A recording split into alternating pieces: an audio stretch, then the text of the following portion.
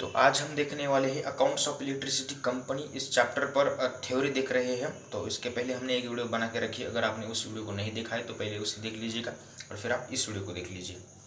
तो आज की थ्योरी क्या है देखते हैं। मतलब कल जो हमने थ्योरी देखी थी उसके आगे की थ्योरी हम आज देखने वाले हैं। Double entry system is the most scientific method of recording all business transaction in the books of accounts. Under this system double और two fold effects of each transaction is recorded. तो हमने देखा था कि पिछली वीडियो में मैंने आपको बताया था कि क्या कि डबल एंट्री सिस्टम जो है वो मोस्ट साइंटिफिक मेथड है क्या करने की, ट्रांजैक्शन को रिकॉर्ड करना है in the books of accounts में। और under this system two fold effects of each transaction is recorded. और हर एक ट्रांजैक्शन के क्या होते हैं, दो इफेक्ट पड़ते हैं, दो फोल्ड इफेक्ट यहाँ पर आते हैं। तो अगर इसका एग्जाम्पल मैं आपको दिया था हमने कि गुड्स सोल्ड ऑफ ₹50,000 एग्जाम्पल लिया था कि अगर आपने 50,000 की गुड्स परचेज कर ली तो आपको क्या मिलेगा, गुड्स मिलेगी और आपके बिजनेस से आपका पैसा चला जाएगा। तो मतलब यहाँ पर एक ट्रांजेक्शन हुई है गुड्स परचेज की और यहाँ पर दो इफेक्ट निकल के आए, या एक को बेनिफिट मिलेगा, एक क्या करेगा, बेनिफिट पाएगा और एक बेनिफिट देगा। इस तरीके से एक रिसीवर होगा, एक गिवर होगा, एक डेबिट होगा, एक क्रेडिट होगा। तो यहाँ पर टू इफेक्ट्स यहाँ पर हर ट्रांजेक्शन के आते हैं। उसके बाद according to double entry book keeping system, double entry book keeping system के अनुसार क्या भाई, one account is to be debited, मैंने अभी बताया आपको, and another account is to be credited with equal amount.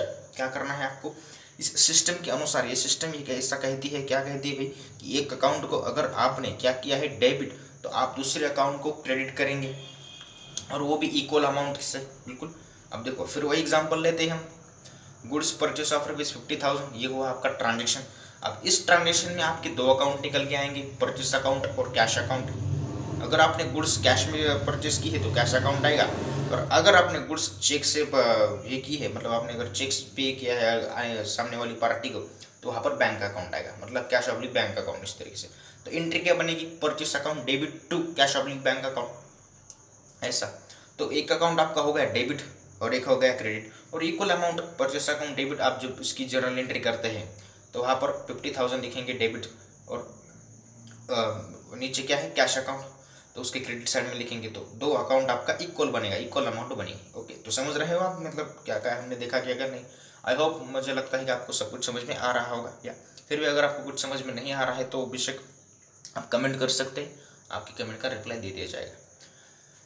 Every debit has an equal and corresponding credit of the same amount is the basic principle of the double entry system। देखो फिर वही बात कर रहा है कि every debit has an equal and corresponding credit of the same amount।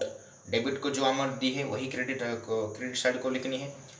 ये क्या है, ये द बेसिक प्रिंसिपल, यह क्या है, एक मूल तत्व है किसका, डबल एंट्री सिस्टम का एक मूल तत्व है। तो आई होप आपको समझ में आ रहा होगा। तो यहाँ पर एक डेफिनेशन दी गई है आपको, आप इस डेफिनेशन को हम सीखते हैं। Definition of double entry book keeping system. तो double entry book keeping system की डेफिनेशन यहाँ पर दी है, उनका नाम है J.R. बाटली बॉय। तो इस J.R. बाटली बॉय ने क्या डेफिनेशन दी है, हम आपको पढ़ के दिखाते, मतलब आपको समझाते हैं। तो देखो, every business transaction has a two fold effect, फिर वही बातें रिपीट फिर से वही बातें हो रही है, effect, and that affects two accounts in opposite direction, and if a complete record is to be made of each such transaction it will be necessary to debit one account and credit another account. It is this recording of a twofold effect of every transaction that has given a rise to the term double entry। Double entry system की यहाँ पर किसने definition की है, J.R. बाटली boy ने। तो इस डेफिनेशन में भी वही कहा गया है कि एवरी बिजनेस ट्रांजेक्शन, बिजनेस में जितने भी ट्रांजेक्शन होते हैं उन सभी के दो इफेक्ट होते हैं, दो फोल्ड इफेक्ट होते हैं, और उनका इफेक्ट पड़ता है अकाउंट्स पर। अकाउंट्स भी दो निकल में आते हैं उससे, और वो अपोजिट होते हैं, एक डेबिट होगा दूसरा क्रेडिट होगा, एक रिसीवर एक गिवर। फिर वही बात, if complete record is to be made, और अगर वो कंप्लीट रिकॉर्ड हो चुका है इस ट्रांजेक्शन का, तो ऐसे ट्रांजेक्शन क्या करना, would be necessary to debit, ये नेसेसरी करना है। क्या करना है भाई, नेसेसरी, एक को डेबिट देना है और दूसरे को क्रेडिट देना है। It is this recording two fold effect of every transaction, और ट्रांजेक्शन में दो फोल्ड इफेक्ट आएंगे, हर तरीके के ट्रांजेक्शन में आएंगे। तो इस तरीके की जो सिस्टम होती है उसे डबल एंट्री सिस्टम कहा जाता है। अब यहाँ पर और एक बात ध्यान से सुनना, कुछ कुछ ना कॉन्ट्राइंटीज होती है, मतलब उसमें क्या होता है, अब हमने अब तक तो देखा कि एक अकाउंट डेबिट होता है और एक क्रेडिट होता है, ठीक है। अब कुछ कुछ ट्रांजेक्शन ऐसे होते हैं वहाँ पर दो अकाउंट डेबिट हो सकते हैं, एक क्रेडिट हो सकता है, या फिर एक डेबिट हो सकता है, दो क्रेडिट हो सकते हैं। ऐसे भी एंट्रीज होती है, आपने अगर पढ़ा है जनरल एंट्रीज तो आपने वहाँ पर देखा होगा, ठीक है। तो अब इसका अगला पार्ट जो है आपके सिलेबस में है advantages of double entry system. तो डबल एंट्री सिस्टम को अगर फॉलो करता है कोई बिजनेस तो उसको क्या क्या मतलब एडवांटेजेस होंगे, उसको क्या क्या लाभ मिलेगा। तो देखिएगा, पहला यहाँ पर है कंप्लीट रिकॉर्ड, ठीक है। अब कंप्लीट रिकॉर्ड में जी क्या, कंप्लीट मतलब क्या, पूरा, रिकॉर्ड मतलब लिख लेना, नोंद कर लेना, इस तरीके से पूर्ण नोंद त्याला म्हणतात। Under this system all business of transaction are recorded. इस सिस्टम के तहत सभी बिजनेसेस के ट्रांजेक्शन रिकॉर्ड किए जाते हैं। This method is a scientific and record both aspect of the each transaction.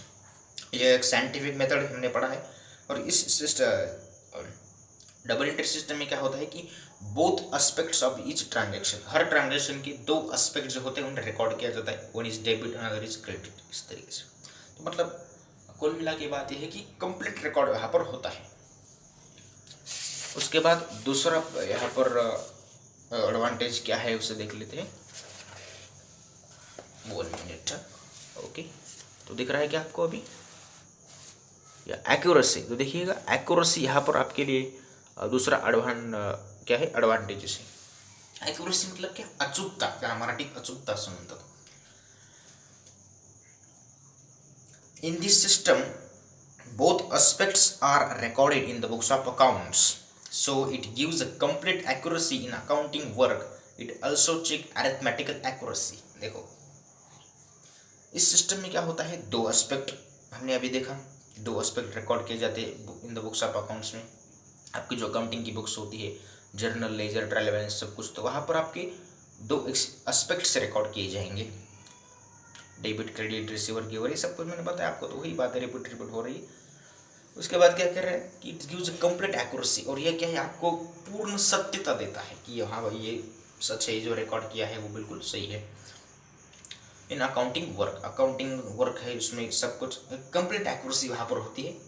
और it also checks arithmetical accuracy, और फिर भी देखो क्या है इसमें चेक किया जा सकता। इट ऑल्सो चेक, इसमें यह भी आप चेक कर सकते हो, क्या चेक कर सकते हो, arithmetical accuracy.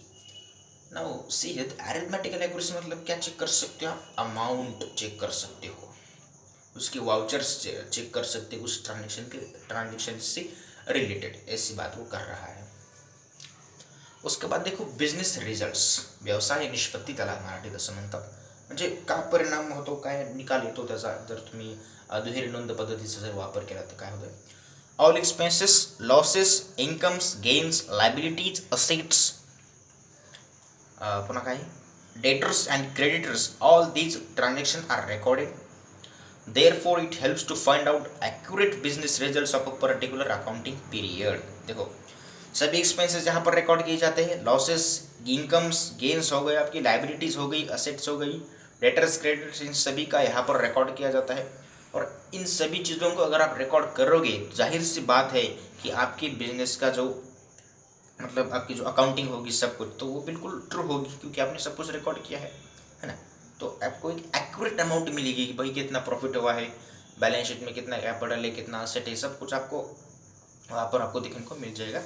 So business result of accounting, particular accounting period. So accounting का एक जो पर्टिकुलर पीरियड होता है, उस पीरियड में आपको ऐसा देखने को मिलेगा कि हाँ भाई हमारा बिजनेस ऐसे से चल रहा है, मतलब कितना प्रॉफिट हो रहा है, कितना लॉस हुआ है, कितना पैसा पार्टी को दिया है, पार्टी से कितना पैसा आया है, क्या, ये सब कुछ आपको वहाँ पर पता चलता है एक पर्टिकुलर अकाउंटिंग के पीरियड में। अकाउंटिंग पीरियड कौन सा होता है, देखो फाइनेंशियल ईयर जो होता है हमारा 1 अप्रैल से शुरू होता है और 31 मार्च तक चलता है, मतलब 31 मार्च को ख़त्म होता है। तो वहाँ पर सब कुछ अकाउंटिंग का जो प्रेजेंटेशन किया जाता है। Last is common acceptance. Now this 1 minute. Common acceptance मतलब क्या है, it is widely accepted since it follows universal accounting principles. Double entry system is accepted by financial institutions, government authorities, etc. Common acceptance देखो क्या कर रहा है. Common acceptance मतलब इसकी जो एक्सेप्टन्स आहे याची जी स्वीकृती आहे ती सहजरित्या केलेली आहे. कोणी कोणी केलेली आहे? फायनान्शियल इन्स्टिट्यूशन, ज्या काही वित्तीय संस्था असतात, ज्या काही शासकीय ऑथॉरिटीज, त्या आपण म्हणतो सरकारी ज्या काही खात्यामध्ये, सर्वत्र या दुहेरी नोंद पद्धतीचा वापर केला जातो. It is widely accepted since two follows universal accounting principles. यह जो डबल एंट्री सिस्टम है, ये जो वाइडली एक्सेप्टेड, वाइडली मतलब क्या, बहुत ज़्यादा मात्रा में, इसका बहुत फैलाव है, मतलब सभी तरफ इस सिस्टम का क्या किया जाता है, उपयोग किया जाता है, फॉलो किया जाता है अकाउंटिंग को मेंटेन करने के लिए. And it follows universal accounting principles. और इस मेथड के अनुसार, इस मेथड के अंतर्गत सभी आपके यूनिवर्सल अकाउंटिंग की जो प्रिंसिपल्स, जो रूल्स होते हैं, वो सभी वहाँ पर फॉलो किए जाते हैं. कौन कौन से रूल्स होते हैं मैं आपको फिर से एक बार बता देता हूँ. मैंने इसके पहले वीडियो भी आपको बताया था. पर्सनल अकाउंट का रूल है debit the receiver, credit the giver. Real account का रूल है debit what comes in and credit what goes out. And nominal account का रूल है debit all expenses and losses, credit all incomes and gains. और देखो liability का एक rule होता है. असेट का क्या रूल होता है? Debit what comes in. Asset जब बढ़ती है तो डेबिट, घटती है तो क्रेडिट. लायबिलिटी जब बढ़ती है तो क्रेडिट और घटती है तो डेबिट. इस तरीके का रूल होता है, तो आप इसे ध्यान में रख लीजिएगा. सो यहाँ पर आपकी थ्योरी यहाँ पर ख़त्म हो चुकी है. आप क्या कीजिए, अगर आपने पहले इस accounts of electricity company chapter है, इस चैप्टर पर अगर आपने पहला वीडियो नहीं देखा है तो पहले आप उसे देख लीजिएगा. इस चैप्टर में एक पहला पॉइंट है आपके लिए double entry book keeping system. तो उसका आपको मीनिंग, डेफिनेशन और इसके एडवांटेजेस क्या क्या है, ये 3 पॉइंट के आपको यहाँ पर स्टडी करनी है. इतना आपके सिलेबस में आता है, ठीक है. उसके बाद इसके बाद जो वीडियो बनेगी, उसके बाद हम क्या करेंगे, फॉर्मेट सीखेंगे. क्या क्या फॉर्मेट है, क्या क्या नहीं. तो देखो, preparation of electricity company accounts कल का पॉइंट रहेगा. और उसमें हम क्या क्या करने वाले हैं. रेवेन्यू अकाउंट का फॉर्मेट क्या है, net revenue account, capital account और जनरल बैलेंस शीट. ये 4 तरीके के आपको प्रिपेयर करने पड़ते हैं in electricity company final account में, ठीक है. हम इलेक्ट्रिसिटी कंपनी का फाइनल अकाउंट सीखने वाले हैं, ठीक है. तो कल से इसका फॉर्मेट क्या है, किस तरीके से बनाने हैं हमें, वो सब कुछ देखने वाले. तो आई होप आपको इस थ्योरी समझ में आ रही होगी. ओके. सो अगर आपको वीडियो पसंद आ गए हैं तो लाइक, शेयर एंड सब्सक्राइब करो एंड कमेंट करो. और देखो क्या है ना कि जब भी आप अकाउंटिंग के चैप्टर्स को पढ़ते हो तो आपको point by point, step by step चलना चाहिए. डायरेक्टली सीधा अगर आप न्यूमेरिकल पर जाएंगे, वो सॉल्व करेंगे, तो आपको कुछ समझ में नहीं आएगा. तो पहले तो आप क्या कीजिए, थ्योरी सीख लीजिए, अच्छे से पढ़ लीजिए, उसे लर्न कीजिए, ठीक है. अगर आपको एक बार में नहीं समझ में आता है तो बार बार वीडियो को देख लीजिएगा, फिर आपको अच्छे से समझ में आएगा. सभी जो थ्योरी आपको दी है उसका स्क्रीनशॉट लीजिए, अपनी नोटबुक में कॉपी कर लीजिए. तो ये आपको बताने की ज़रूरत है नहीं, आप उतने तो समझदार हो ही है ना. ओके, तो thanks for watching this video. अगर आपको वीडियो पसंद आ गई तो लाइक, शेयर एंड सब्सक्राइब करो एंड कमेंट करो, चैनल को सब्सक्राइब करो.